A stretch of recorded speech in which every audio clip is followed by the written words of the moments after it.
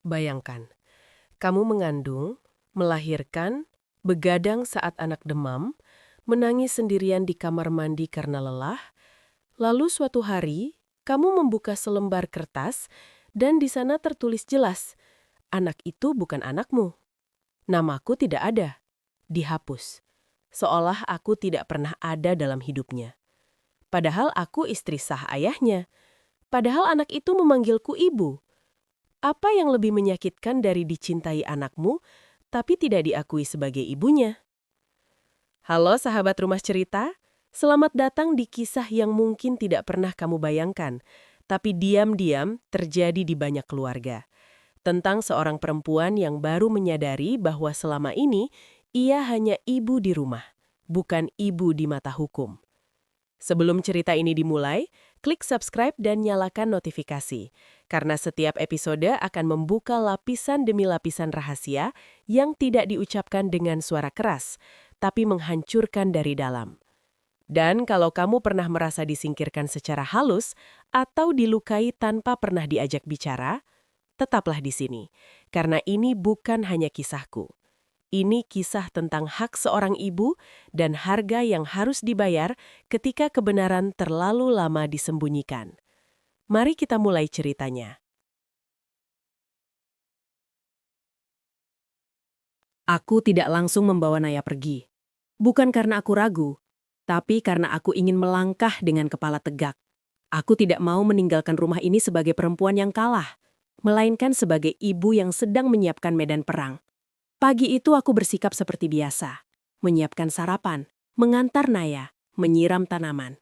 Tapi di dalam diriku, sesuatu sudah berubah. Aku berhenti takut. Bu Ratmi memperhatikanku dari jauh. Tatapannya tajam, penuh curiga. Ia mungkin menunggu ledakan emosi dariku, teriakan, tangisan, atau kepanikan. Tapi yang ia dapatkan justru ketenangan yang dingin. Dan itu membuatnya gelisah. Siang hari, aku mendatangi kantor catatan sipil. Aku datang sebagai Alia, istri sah, ibu kandung, perempuan yang selama ini terlalu percaya. Petugas di sana memeriksa dokumenku dengan seksama. Secara hukum, ibu punya hak penuh untuk mengajukan keberatan, katanya. Tapi prosesnya tidak singkat. Aku siap, jawabku tanpa ragu. Aku juga menemui seorang pengacara perempuan bernama Mira. Suaranya tenang, matanya tajam. Yang dilakukan keluarga suamimu bukan sekedar manipulasi, katanya. Ini pelanggaran hak identitas anak. Untuk pertama kalinya sejak lama, aku merasa tidak sendirian. Malam itu aku pulang dengan map coklat di tanganku. Aku sengaja meletakkannya di meja makan. Bu Ratmi melihatnya. Itu apa? Tanyanya datar. Dokumen? Tentang Naya. Wajahnya menegang. Kamu tidak perlu ribut soal itu. Nama di kertas tidak mengubah siapa ibu sebenarnya. Aku menatapnya lurus-lurus. Justru di sanalah masalahnya, Bu. Kataku pelan tapi jelas. Di mata hukum, kertas itu segalanya. Arga duduk di antara kami. Wajahnya pucat. Alia, jangan memperbesar masalah, katanya lemah. Aku menoleh padanya. Masalah ini sudah besar sejak kalian memutuskan aku tidak penting. Sunyi jatuh di meja makan itu. Bu Ratmi bangkit dari kursinya. Suaranya meninggi. Semua ini demi masa depan anak itu. Nama keluargaku harus bersih. Aku ikut berdiri. Dan demi nama keluarga itu, aku dihapus. Bu Ratmi terdiam. Untuk sesaat, hanya sesaat, aku melihat ketakutan di matanya. Malam itu aku masuk ke kamar Naya. Ia sudah tidur. Aku duduk di sampingnya, mengusap rambutnya. Maaf ya nak, aku terlalu lama diam. Aku tahu langkahku akan membuat semuanya kacau. Akan ada pertengkaran, ancaman, mungkin pengusiran. Tapi aku tidak lagi peduli. Karena kali ini, aku tidak pergi untuk menyerah. Aku tinggal untuk bertarung. Dan mereka semua belum tahu bahwa langkahku baru saja mulai. Aku tidak lagi berharap pada penjelasan Arga. Hari-hari setelah percakapan itu terasa hambar. Kami tinggal di rumah yang sama, tidur di atap yang sama, tapi jaraknya seperti dua dunia yang tidak saling menyentuh. Arga bersikap baik, terlalu baik. Membuatkan kopi, menanyakan kabarku, membantu mengantar Naya, tapi tidak satu pun menyentuh inti masalah. Ia bersikap seolah luka ini bisa sembuh sendiri jika cukup lama dibiarkan. Aku mulai mengerti satu hal. Diamnya bukan karena tidak tahu, tapi karena tidak berani. Pagi itu aku mengantar Naya ke sekolah. Di perjalanan, Naya bercerita dengan riang tentang gambar keluarga yang ia buat kemarin. Ada ayah, ada ibu, ada Naya, katanya sambil tersenyum lebar. Dadaku perih. Aku menunggu sampai ia masuk kelas, lalu duduk di bangku taman sekolah sendirian. Untuk pertama kalinya, aku bertanya pada diriku sendiri. Jika suatu hari nanti Naya dewasa dan membuka dokumen-dokumen hidupnya, apa yang akan ia temukan? Bahwa ibunya tidak pernah ada? Aku pulang dengan tekad yang berbeda. Siang itu, saat Bu Ratmi keluar rumah untuk arisan, aku memberanikan diri masuk ke kamar Arga dan membuka lemari dokumen. Tanganku gemetar, tapi hatiku mantap. Aku tidak sedang mencari rahasia. Aku sedang mencari hakku. Di antara map-map lama, aku menemukan satu folder berwarna biru. Di dalamnya ada salinan akte kelahiran Naya, yang sama seperti yang kulihat di sekolah. Tapi ada satu lembar tambahan, surat pernyataan. Surat itu ditandatangani Arga dan ibunya. Isinya singkat, tapi menghancurkan. Persetujuan pencantuman nama ibu pengganti demi kepentingan keluarga. Aku duduk di lantai, lemas. Jadi ini bukan kesalahan, bukan kebetulan. Ini keputusan sadar. Sore itu aku menemui Laras, perempuan yang namanya tercantum sebagai ibu di akta anakku. Kami bertemu di sebuah kafe kecil. Laras datang dengan wajah bingung, bahkan terlihat gugup. Aku baru tahu beberapa bulan lalu, katanya setelah aku menunjukkan dokumen itu. Ibuku yang memintaku menandatangani, katanya hanya formalitas keluarga. Apakah kamu tahu bahwa anak itu anakku? Tanyaku. Laras menggeleng cepat. Aku pikir kamu setuju. Aku tidak pernah bertemu Naya. Aku tidak pernah menganggap diriku ibunya. Ada kejujuran di matanya, dan itu justru membuatku lebih sakit. Malamnya aku menunggu Arga di ruang tamu. Dokumen itu kuletakkan di meja. Terbuka. Ia berhenti melangkah. Kamu mau jelasin apa lagi? Tanyaku. Arga terduduk. Aku salah, katanya lirih. Aku pikir ini cuma sementara. Tidak ada yang sementara ketika menyangkut identitas anak, jawabku. Ia menangis. Untuk pertama kalinya sejak aku mengenalnya. Aku terjebak di antara dua perempuan, katanya. Aku berdiri. Tidak, kataku tegas. Kamu memilih satu dan mengorbankan yang lain. Malam itu aku menulis pesan panjang bukan untuk Arga, tapi untuk diriku sendiri. Aku berjanji pada diri ini bahwa aku tidak akan lagi menunggu orang lain membelaku. Jika namaku dihapus diam-diam, maka aku akan menuliskannya kembali, dengan caraku sendiri. Dan langkah pertamaku akan segera kuambil, karena aku ibu, dan seorang ibu tidak boleh menghilang.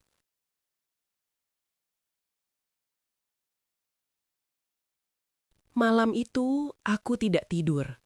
Aku berbaring di samping Naya, menatap wajah kecilnya yang terlelap. Napasnya teratur, jemarinya menggenggam ujung bajuku seperti biasa. Ia tidak tahu apa-apa. Dan justru karena itu, dadaku terasa sesak.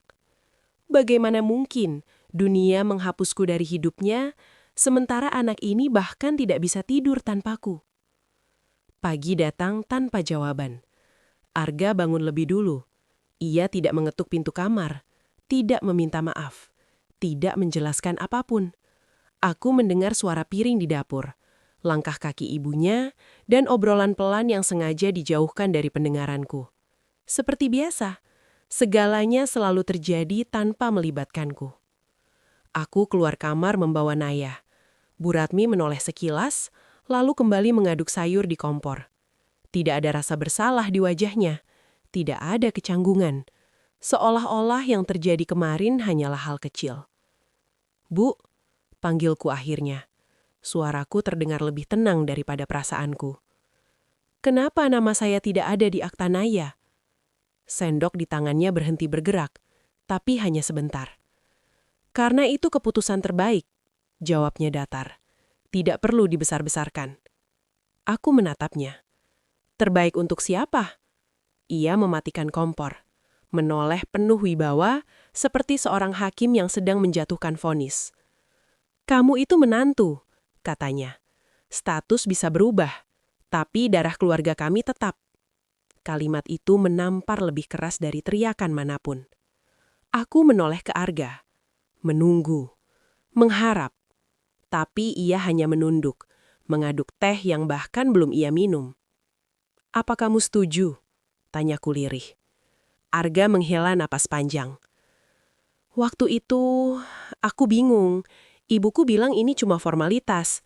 Katanya nanti bisa diubah. Dan selama bertahun-tahun kamu membiarkannya? Tanyaku. Ia tidak menjawab. Diamnya Arga lebih menyakitkan daripada semua kata Bu Ratmi. Hari itu aku pergi ke Disduk Capil sendirian. Aku membawa semua dokumen, buku nikah, KTP, kartu keluarga, bahkan foto-foto lama saat aku menggendong Naya di rumah sakit. Petugasnya ramah, tapi jawabannya memukul. Perubahan bisa diajukan, Bu, katanya. Tapi harus ada persetujuan ayah dan ibu yang tercatat di akta. Aku tersenyum kaku. Masalahnya, saya ibu kandungnya, tapi nama saya tidak ada. Petugas itu terdiam, lalu berkata pelan, "Ini akan rumit." Kata itu tergiang sepanjang perjalanan pulang. Rumit, seperti hidupku sekarang. Sore itu aku duduk di kamar sambil memandangi ponsel. Ada puluhan pesan dari grup keluarga Arga. Obrolan tentang arisan, rencana liburan, lelocon kecil. Tak satu pun membicarakan hal terpenting dalam hidupku. Aku akhirnya menulis satu pesan. Tidak panjang, aku hanya ingin diakui sebagai ibu anakku sendiri. Pesan itu dibaca, tidak dibalas. Malamnya Arga masuk kamar dengan wajah letih. Ia duduk di lantai bersandar keranjang. "Alia, tolong jangan bikin suasana makin panas." Aku menatapnya. "Kamu tahu apa yang membuatku paling sakit?" Tanyaku pelan. "Bukan ibumu, tapi kamu yang selalu memilih diam." Ia menutup wajahnya dengan kedua tangan. "Aku takut kehilangan ibu," katanya. Aku mengangguk. Aku juga takut, tapi aku sudah kehilangan diriku sendiri. Kalimat itu menggantung lama di udara. Dan malam itu aku sadar, jika aku terus diam, aku bukan hanya akan kehilangan namaku di atas kertas, tapi juga harga diriku sebagai seorang ibu. Dan aku tidak akan membiarkan itu terjadi.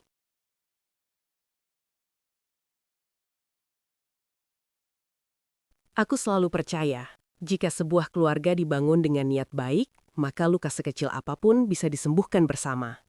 Itulah keyakinanku sejak awal menikah dengan Arga. Aku bukan perempuan yang banyak menuntut, tidak pernah meminta rumah besar, perhiasan mahal, atau kehidupan mewah. Bagiku, cukup satu hal, dihargai sebagai istri dan kelak sebagai ibu. Dan ketika Naya lahir, aku pikir hidup akhirnya memberiku peran yang paling utuh. Setiap pagi aku bangun lebih dulu, menyiapkan sarapan, menyeduh susu hangat untuk Naya, mengecek tas kecilnya sebelum aku antarkan ke taman bermain dekat rumah. Arga sering bilang, aku ibu yang berlebihan, terlalu teliti, terlalu protektif. Tapi diam-diam aku tahu, ia bangga. "Ibunya Naya hebat," katanya suatu malam, sambil memeluk kami berdua. Aku menyimpan kalimat itu lama-lama di hatiku. Kami tinggal serumah dengan Ibu Arga, Bu Ratmi. Sejak awal, hubungan kami tidak buruk, tapi juga tidak pernah hangat. Ia selalu menjaga jarak, berbicara seperlunya, dan lebih sering memberi arahan ketimbang percakapan. "Alia, sebagai menantu, kamu harus tahu posisi," katanya suatu sore. Aku mengangguk. Aku selalu mengangguk. Aku kira selama aku menjalankan peranku dengan baik, semua akan baik-baik saja. Sampai hari itu tiba. Hari ketika aku datang ke sekolah PAUD Naya untuk mengurus berkas pendaftaran lanjutan. Tidak ada firasat buruk. Aku bahkan sempat bersenandung kecil di perjalanan. Hujan rintik turun.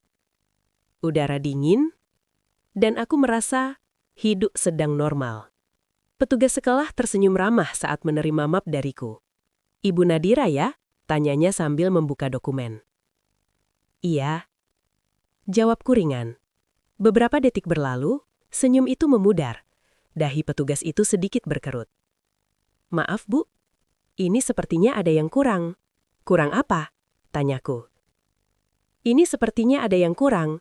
"Kurang apa?" tanyaku. "Nama ibu tidak tercantum di akta kelahiran anak." Aku tertawa kecil. Kupikir itu bercanda. "Tidak mungkin," kataku. "Saya ibunya." Petugas itu menatapku canggung, lalu memutar layar komputernya ke arahku. Dan di sanalah aku melihatnya. Nama Arga tertera jelas sebagai ayah. Tapi di kolom ibu, bukan namaku. Aku membaca ulang. Pelan, berkali-kali. Jantungku berdetak keras, seolah ingin keluar dari dada. "Ini salah cetak." Suaraku bergetar. Petugas itu menggeleng. "Ini data resmi dari Disduk Capil, Bu." Tanganku dingin. Kepalaku mendengung. Aku keluar dari sekolah itu tanpa benar-benar tahu bagaimana caranya. Duduk di dalam mobil, memegang setir tanpa menyalakan mesin, dan menatap kosong ke depan. Aku ibu yang melahirkan. Ibu yang menyusui. Ibu yang bangun tiap malam saat anaknya demam. Lalu siapa aku di mata negara? Saat Arga pulang malam itu, aku sudah menunggunya di ruang tamu. Akta kelahiran Naya tergeletak di meja. Terbuka, tidak kususun rapi seperti biasanya. Arga berhenti melangkah. Ia tahu.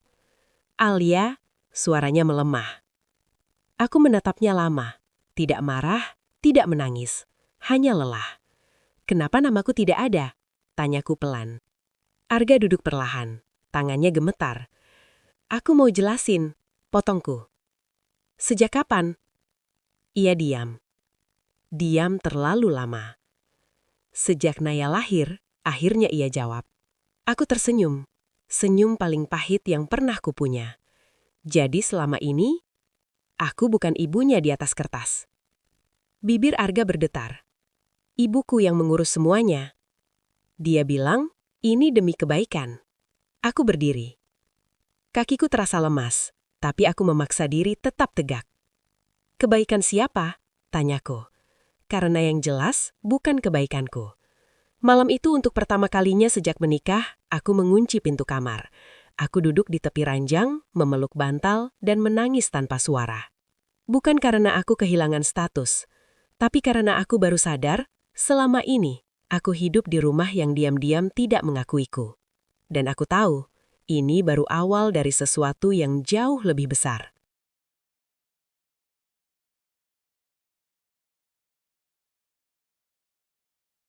Aku tahu ketenanganku membuat mereka resah.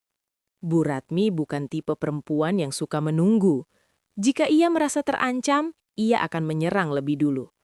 Dan benar saja, pagi itu serangannya datang dari arah yang paling licik. Ia mengumpulkan keluarga besar. Tante, om, sepupu, semua duduk di ruang tamu seperti sidang dadakan. Aku dipanggil keluar kamar, seolah-olah aku terdakwa yang harus memberi klarifikasi. "Alia," kata Bu Ratmi dengan nada dibuat tenang, "kami dengar kamu mau membawa masalah keluarga ke jalur hukum?" Aku berdiri di tengah ruangan. "Sendirian?" "Iya," jawabku. "Karena masalah ini memang sudah melewati batas keluarga." Bisik-bisik langsung terdengar. "Kasihan Arga," kata salah satu tante. "Perempuan sekarang memang suka melawan," sahut yang lain. Aku menoleh ke Arga. Ia duduk di samping ibunya. Kepalanya tertunduk, tidak membelaku, tidak menyangkal. Dan saat itulah sesuatu di dadaku runtuh. Bu Ratmi berdiri, mendekatiku. Suaranya kini tidak lagi pura-pura lembut. "Kamu tahu konsekuensinya kalau ini sampai ke pengadilan?" katanya. "Nama Arga bisa hancur, karirnya tamat." Aku tersenyum kecil, pahit. "Bu," kataku, "nama saya sudah lebih dulu dihancurkan." Suasana memanas. Bu Ratmi lalu mengeluarkan satu kalimat yang membuat seluruh ruangan terdiam. "Kalau kamu terus keras kepala," katanya dingin, "Naya akan kami rawat tanpa kamu." Aku menatapnya tajam. Coba saja, jawabku. Dan dunia akan tahu bagaimana keluarga ini memperlakukan ibu kandung. Arga akhirnya berdiri. Alia, cukup, bentaknya. Kenapa kamu jadi seperti ini? Aku menatap suamiku, lelaki yang dulu berjanji melindungiku. Karena selama ini aku sendirian, Arga, kataku lirih. Dan kamu membiarkannya. Ia tidak menjawab. Malam itu aku menerima pesan dari pengacara Mira. Aku menemukan sesuatu. Akta Lamanaya diubah tanpa prosedur sah. Ada tanda tangan yang dipalsukan. Tanganku gemetar. Bukan karena takut, tapi karena marah. Aku menatap Naya yang tertidur di sampingku. Wajah polos yang tidak tahu betapa kotornya dunia orang dewasa. Dalam hati, aku bersumpah. Jika mereka pikir aku hanya ibu lemah yang bisa ditekan dengan ancaman, maka mereka akan segera tahu. Kesalahan terbesar mereka adalah menghapus namaku.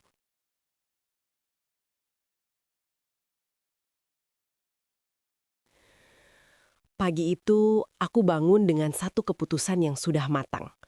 Aku tidak akan berteriak. Aku tidak akan menangis. Aku akan melangkah. Mira datang ke rumah membawa map coklat tebal.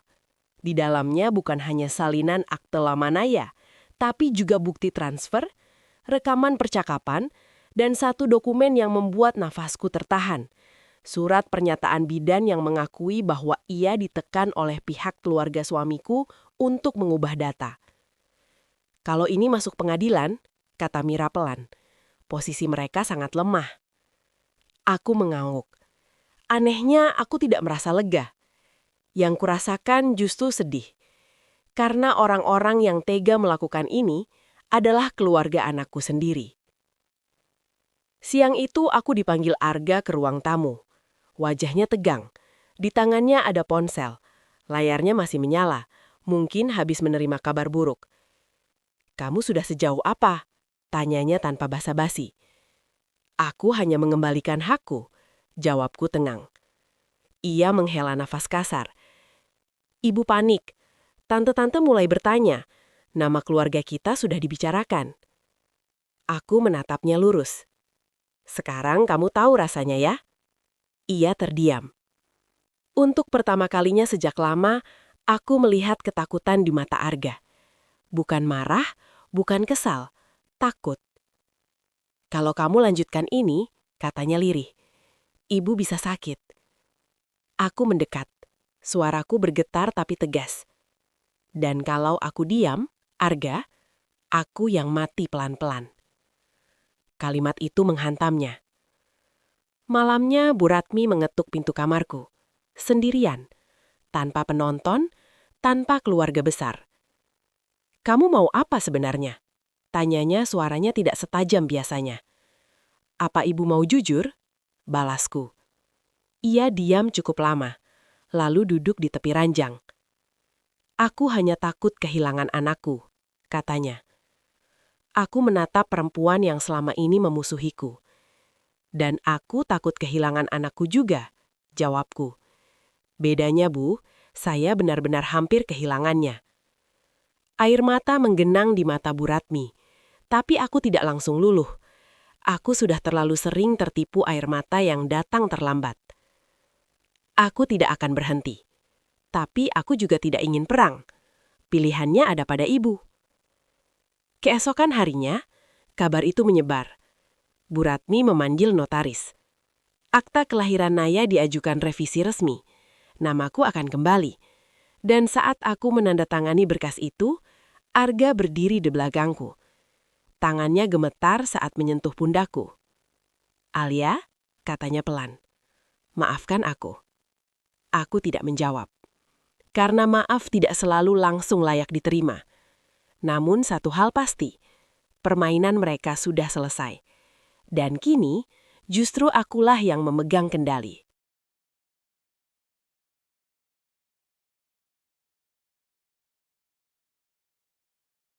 Hari ketika akta kelahiran Naya diperbaiki seharusnya menjadi hari bahagia. Namaku tertulis jelas, tanpa tanda kurung, tanpa catatan kecil. tanpa penghapusan.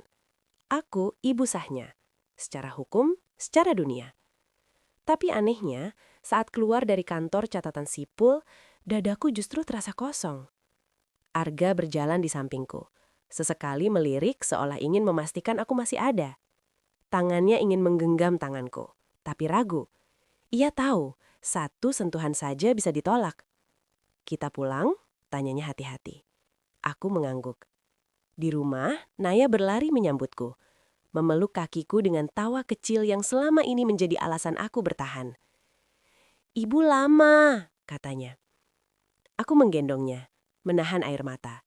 Untuk pertama kalinya aku benar-benar sadar, jika hari itu aku memilih pergi, anak ini akan tumbuh dengan cerita yang dipelintir. Malamnya, Arga memberanikan diri bicara. "Aku salah," katanya pelan. "Aku pikir ini hanya administrasi. Aku tidak pernah membayangkan dampaknya sebesar ini." Aku menatapnya lama. "Karena kamu tidak pernah berada di posisiku." Ia mengangguk, tidak membela diri, tidak menyela. "Ibu juga salah," lanjutnya. "Dan kali ini aku tidak akan membelanya." Kalimat itu seharusnya menenangkan, tapi justru membuatku lelah. "Kenapa baru sekarang, Arga?" tanyaku lirih. "Kenapa harus menunggu aku hampir kehilangan segalanya?" Ia menunduk. Tidak ada jawaban yang cukup. Hari-hari berikutnya terasa canggung. Bu Ratmi tidak lagi menyerang, tapi juga tidak hangat.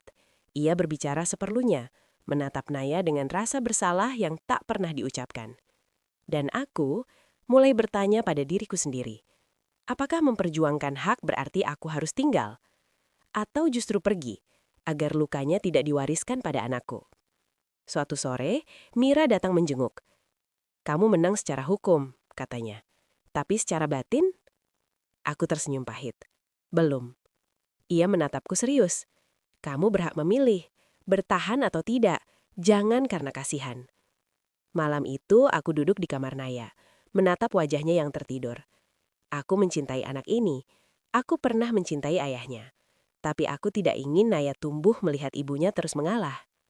Dan untuk pertama kalinya sejak semuanya terbongkar, aku mulai menyusun satu pertanyaan yang menakutkan. Apakah rumah ini masih layak disebut rumah?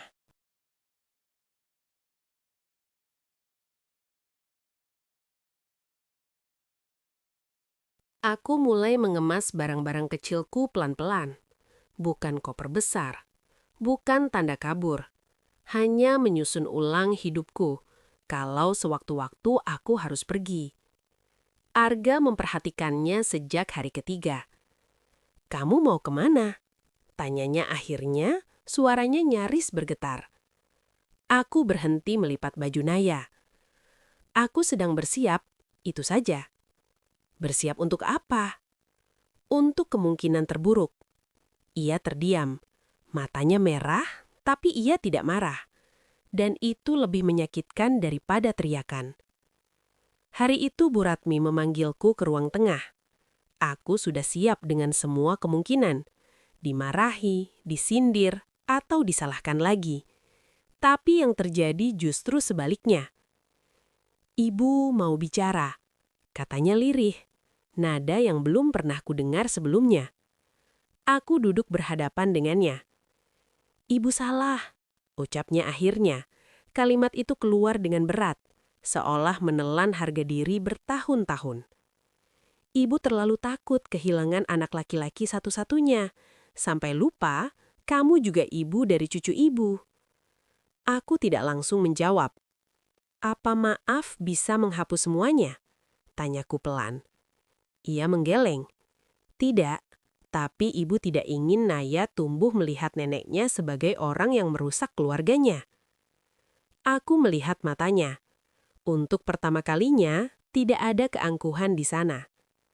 Malamnya Arga mengajakku bicara lagi. "Aku sudah bicara pada ibu," katanya. "Aku bilang kalau kejadian seperti ini terulang, aku yang akan pergi."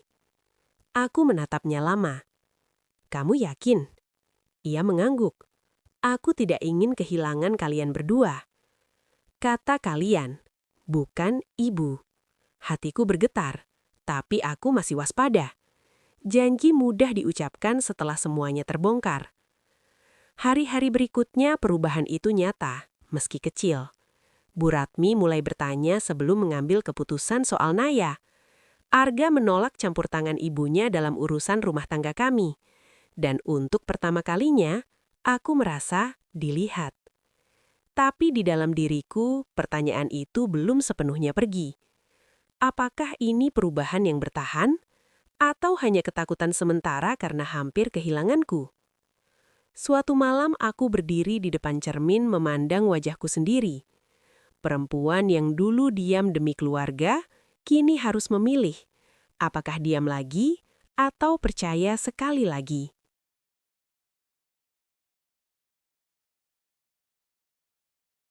Pagi itu hujan turun pelan, seperti ragu-ragu, sama sepertiku. Aku duduk di tepi ranjang, menatap Naya yang masih terlelap. Nafasnya teratur, wajahnya damai. Aku bertanya dalam hati, keluarga seperti apa yang pantas untuknya? Keluarga yang utuh tapi penuh luka, atau perpisahan yang jujur demi ketenangan? Arga berdiri di ambang pintu, memegang 2 cangkir teh hangat. Ia tidak bicara, ia menunggu. Sejak beberapa hari terakhir, kami sepakat memberi ruang pada kejujuran, tanpa paksaan, tanpa drama. Aku tidak akan memintamu bertahan, katanya akhirnya. Aku hanya ingin kamu memilih tanpa takut. Aku menerima cangkir itu, menghangatkan telapak tanganku. Kalau aku memilih pergi, aku akan menghormatinya, jawabnya lirih. Dan tetap menjadi ayah untuk Naya. Jawaban itu menusuk dan menenangkan sekaligus. Siang harinya, kami duduk bertiga di ruang makan. Aku, Arga, dan Bu Ratmi. Suasananya kaku, tapi berbeda. Tidak ada sindiran, tidak ada nada menghakimi. Ibu sudah bicara dengan pengacara. Akta Naya akan diperbaiki. Namamu akan tercantum sepenuhnya. Ibu yang akan mengurusnya. Aku menatapnya. Kenapa sekarang? Ia menghela napas. Karena ibu sadar, kesalahan yang dibiarkan terlalu lama berubah jadi kejahatan. Aku menelan mudah. Ada penyesalan yang tulus di sana. Atau setidaknya, usaha untuk memperbaiki. Sore itu, aku keluar sendirian. Hujan sudah reda. Aku berjalan tanpa tujuan. Mengingat hari-hari ketika namaku dihapus seolah aku tak pernah ada. Aku ingat rasa malu, marah, dan lelah yang menumpuk. Dan aku bertanya pada diriku sendiri, apakah aku masih punya tenaga untuk membangun lagi? Ponselku bergetar. Pesan dari Arga. Aku sudah mengajukan cuti panjang. Aku ingin ada di rumah, bukan sebagai penonton. Aku berhenti melangkah. Air mata jatuh tanpa izin. Malamnya, aku kembali. Arga tidak bertanya apapun. Ia hanya menggeser kursi untukku, menyisakan ruang. Bu Ratmi menyajikan makan malam tanpa komentar berlebihan. Kecil, tapi berarti. Setelah Naya tidur, aku berdiri di tengah ruang tamu. Aku belum memutuskan segalanya, tapi aku akan mencoba, sekali lagi, dengan satu syarat. Apapun, jawab Arga cepat. Aku tidak ingin namaku pernah dihapus lagi. Dari dokumen, dari keputusan, dari hidupmu. Ia mengangguk, matanya berkaca-kaca. Tidak akan. Aku menarik napas panjang. Keputusan itu belum final, tapi arahnya jelas. Bertahan bukan karena takut pergi, melainkan karena melihat usaha yang nyata. Dan besok, satu langkah terakhir akan menentukan. Apakah keluarga ini benar-benar berubah, atau hanya belajar menunda kehancuran? Pagi itu kami berdiri di kantor catatan sipil. Tidak ada kamera, tidak ada saksi selain petugas dan selembar berkas yang menunggu tanda tangan. Aku memegang Naya. Tangannya menggenggam jariku, hangat dan yakin. Seolah ia tahu hari ini ibunya akan diakui sepenuhnya. Arga berdiri di sisiku. Wajahnya tegang, tapi matanya mantap. Bu Ratmi duduk di kursi belakang. Diam, menunduk, seperti seseorang yang akhirnya mengerti batas. Silahkan ditandatangani, kata petugas. Tanganku bergetar saat pena menyentuh kertas. Di sana tertulis jelas, namaku, lengkap, sah, tidak ada yang disembunyikan. Air mata jatuh tanpa bisa kutahan. Bukan karena menang, tapi karena luka yang akhirnya diberi nama dan dipulihkan. Keluar dari gedung itu, Bu Ratmi menghampiriku. "Ibu tidak meminta dimaafkan hari ini," katanya pelan. "Ibu hanya ingin menepati janji." Aku menatapnya. Perubahan tidak diukur dari kata-kata, Bu, tapi dari konsistensi. Ia mengangguk. Ibu akan belajar. Malamnya, di rumah yang sama, rumah yang dulu membuatku merasa asing, aku duduk di ruang tamu. Arga menyeduh teh, Naya tertawa kecil di pangkuannya. "Kita masih akan jatuh," kata Arga. "Tapi aku janji, tidak akan membiarkan kamu jatuh sendirian." Aku memandang mereka. Untuk pertama kalinya, aku tidak merasa harus memilih antara bertahan atau pergi. Aku memilih menjadi utuh, dengan syarat yang jelas dan batas yang dihormati. Aku pernah dihapus, tapi aku kembali, bukan untuk membalas, melainkan untuk berdiri. Dan dari semua pelajaran pahit itu, satu hal kupeluk erat. Cinta tidak seharusnya menghilangkan identitas. Terima kasih sudah menemani kisah ini hingga akhir. Jika ceritanya menyentuh hatimu, tinggalkan komentar. Kamu dari kota mana dan pelajaran apa yang paling kamu rasakan? Jangan lupa subscribe dan dukung channel YouTube Rumah Cerita agar kami terus menghadirkan kisah-kisah yang jujur, menguatkan, dan penuh makna. Sampai jumpa di cerita berikutnya.